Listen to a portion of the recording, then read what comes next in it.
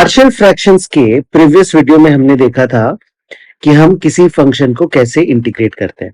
एक basic format जो होता है पार्शियल फ्रैक्शंस के केसेस में, let us try to understand them.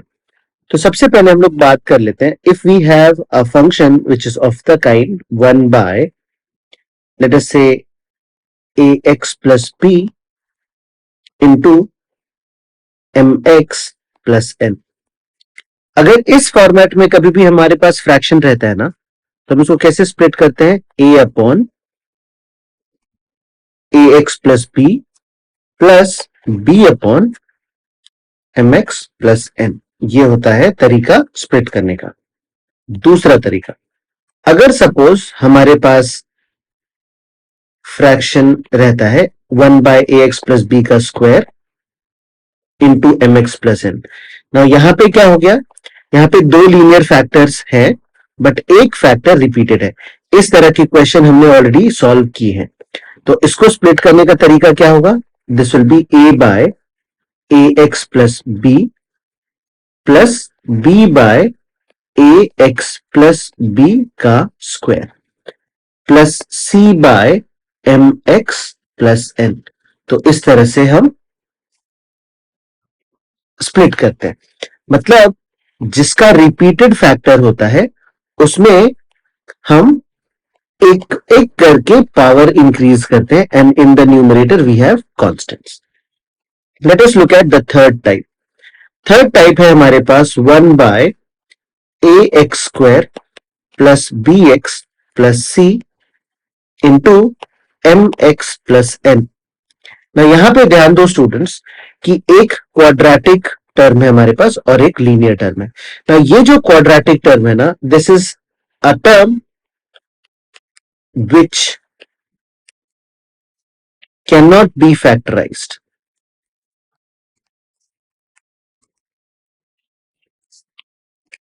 or we can say it has no real roots। तो हम लोग को पता कैसे चलता है कि इसके रियल रूट्स नहीं है, by applying the condition d is less than 0। सो इस केस में when there is a factor which is quadratic and it cannot be factorized, तो हम इसको सिंप्लीफाई करते हैं in the form ax plus b by ax square plus bx plus c के जैसे। और नेक्स्ट टर्म हमारा बन जाता है c by mx plus n।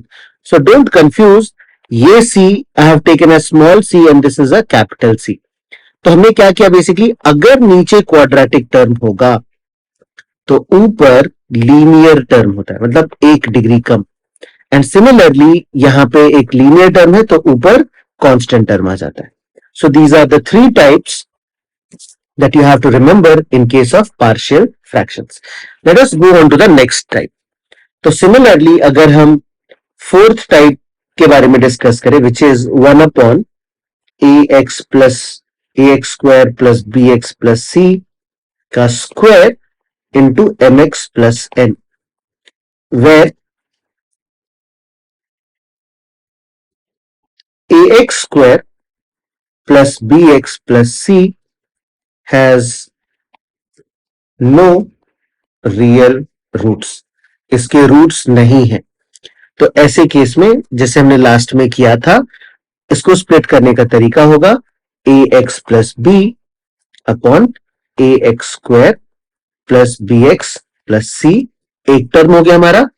दूसरा टर्म आएगा cx plus d upon ax square plus bx plus c का होल स्क्वायर। और लास्ट टर्म आएगा e upon mx plus n। इस तरह से हम टर्म्स को स्प्लिट करते हैं।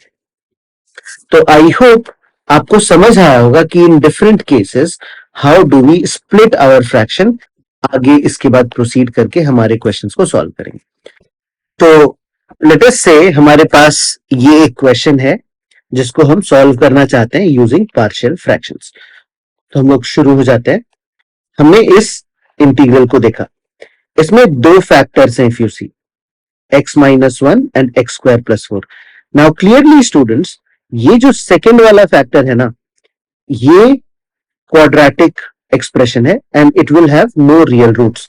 तो हम इसको सबसे पहले स्प्लिट कर लेते हैं, x upon x minus 1 into x square plus 4। तो ये स्प्लिट हो जाएगा, लेट अस से a upon x minus 1 plus bx plus c upon x square plus 4। तो अगर हम एक और स्टेप लिख लें यहां पे,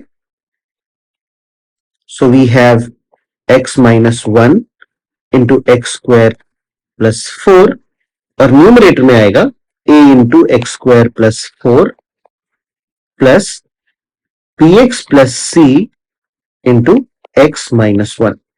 और अगर हम इसको एक्सपैंड कर लेंगे तो हमारे पास एक्स स्क्वायर वाला टर्म आ जाएगा a प्लस b, x वाला टर्म आएगा हमारे पास प्लस x हमने कॉमन ले लिया c माइनस b, और जो कांस्टेंट है that we will have as 4a minus c upon x minus 1 into x square plus 4। तो अगर हम इस न्यूमरेटर को और इस न्यूमरेटर को कंपेयर कर लेंगे, हियर हमको पता चलता है कि एक्स स्क्वायर का कोई टर्म नहीं है, तो दिस वुड इंप्लाई कि a प्लस बी की जो वैल्यू है ना वो होनी चाहिए 0। c minus b is the coefficient of x और ये हो जाएगा 1, और कांस्टेंट टर्म भी नहीं है हमारे पास, तो हमारे पास मिल जाएगा 4a minus c and that is equal to 0। तो हमको इन तीनों को सॉल्व करके a, b और c की वैल्यू ढूंढनी है। तो अगर हम फर्स्ट टू इक्वेशंस को ऐड कर ले तो हमारे पास मिल जाएगा a plus c is equal to 1, and last दो इक्वेशंस को अगर हम अगेन ऐड कर ले तो हमारे पास आ जाएगा 5a इज इक्वल टू 1। तो a की वैल्यू हमको मिल गई 1/5। Now if a is 1/5, we know that the value of b is equal to minus a, और ये हो जाएगा -1/5, and therefore c की वैल्यू 1 minus a अगर हम अप्लाई करेंगे तो ये होगा 1 minus 1/5 and that is equals to 4/5। तो इस तरह से हमने a, b और c तीनों की वैल्यू ढूंढ ली। a का वैल्यू है 1/5, b का वैल्यू है -1/5 और c का वैल्यू है 4/5।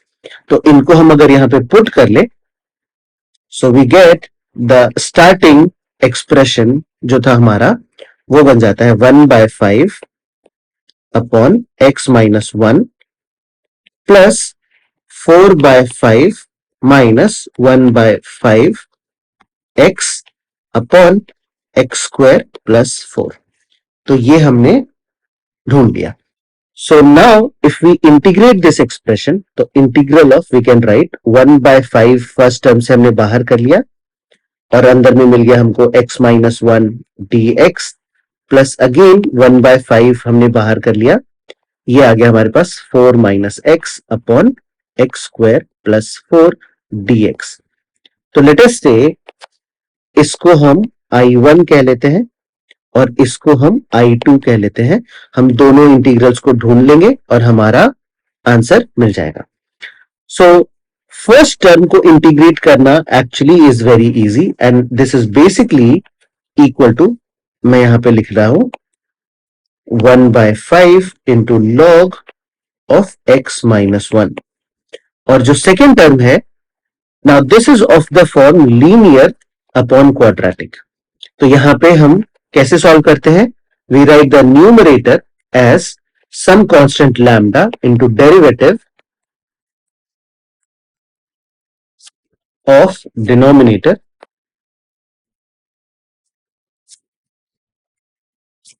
Plus some constant mu. तो न्यूमरेटर है हमारे पास 4 माइनस एक्स, ये हो जाएगा equal to lambda into denominator का डेरिवेटिव क्या हो जाएगा 2x प्लस कांस्टेंट आ गया म्यू।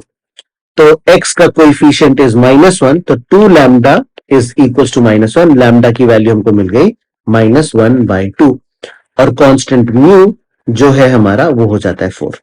तो हम अब लिख लेते हैं इसको I2 is basically equals to, now I2 में हमने 1/5 को फिलहाल कंसिडर नहीं किया है, हम इसकी वैल्यू को फाइंड आउट करके यहां पे पुट कर देंगे।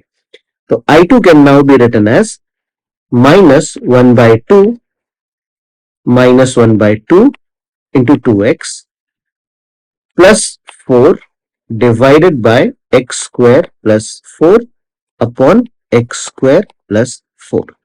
So now if we integrate this, so इस पार्ट से क्या मिल जाएगा हमको? Let us go to the next page. So first part से we can take minus 1 by 2 out. तो ये मिल जाता है हमको minus 1 by 2 बाहर. 2x is the derivative of the denominator. तो if suppose we take this as t, this part along with dx becomes dt. I hope आपको समझ आ रहा होगा. So dt upon t becomes log t और ये हो जाता है हमारे पास log of x square plus 4. This is the integral to the first term. And जो second term है ये basically of the format है 1 upon x square plus a square and इसका आंसर आ जाता है 1 by a into tan inverse of x by a. So हमने 4 पहले बाहर लिख लिया and a की वैल्यू आ जाती है 2 into tan inverse of x by 2. So we can cancel out 2 and 4. तो यहाँ पे हमको 2 मिल जाएगा and therefore the value of I2 is minus 1 by 2 log of x squared plus 4 plus 2 into tan inverse of x by 2. Now हमने पहले क्या क्या ढूंढ रखा है? हमने पहले ढूंढ रखा है I1 की वैल्यू और I2 की वैल्यू हमारे पास नेक्स्ट पेज पे. I1 is 1 by 5 times log of x minus 1 और जो कि इक्वल था 1 by 5 times log of x minus 1 and then we had 1 by 5 into I2 which is minus 1 by 2 log of x squared plus 4 plus 2 times tan inverse of x by 2 और इसके पहले we had this integral which was this is basically coming from 1 by 5 integral 4 minus x upon x square plus 4 dx and the first part was 1 by 5 log of x minus 1. तो हमने इस question को completely solve किया है. However, अगर हम इसको हमारे क्वेश्चन से कंपेयर करेंगे then the first part you can see we have obtained the same term और जो दूसरा टर्म है उसमें we have 1 by 5 x square plus 4 in the denominator. Numerator में है हमारे पास lambda x plus mu. तो हमको lambda की वैल्यू मिल जाएगी -1 और mu की वैल्यू मिल जाएगी 4 equals to 3 and that my dear students is the answer to this question. तो I hope आपको समझा होगा कि इस तरह के क्वेश्चंस हम कैसे सॉल्व करते हैं. Now let us proceed further and look at another very important question. तो अभी हमारे पास एक नेक्स्ट क्वेश्चन है and it is of the form integral of 1 plus x whole raised to 3 upon 1 minus x whole raised to 3 dx. तो this is a slight variation of what we have studied earlier. यहां पे नीचे भी cube वाला term है और numerator में भी क्यूब वाला टर्म है. हम न्यूमरेटर को डिनोमिनेटर से डिवाइड कर लेते हैं और डिवाइड करने के पहले first of all let us expand these two terms. तो अगर 1 plus x cube upon 1 minus x cube को हम एक्सपैंड कर ले तो हमें क्या मिल जाएगा? X cube plus 3x squared plus 3x plus 1 whole divided by minus x cube plus 3x squared minus 3x plus 1 और अगर हम इसको सिंप्लीफाई कर लेते हैं 6x squared plus 2 bye minus x cube plus 3x square minus 3x plus 1 और and में है हमारे पास एक -1. सो फर्दर अगर हम इसको थोड़ा और ऑर्डर में करके लिख लेंगे तो -1 let us write in the first as a first term minus 6x squared plus 2 upon denominator में आ जाएगा हमारे पास x cube minus 3x squared plus 3x minus 1 and which basically is nothing but -1 minus 6x squared plus 2 upon x minus 1 का whole cube.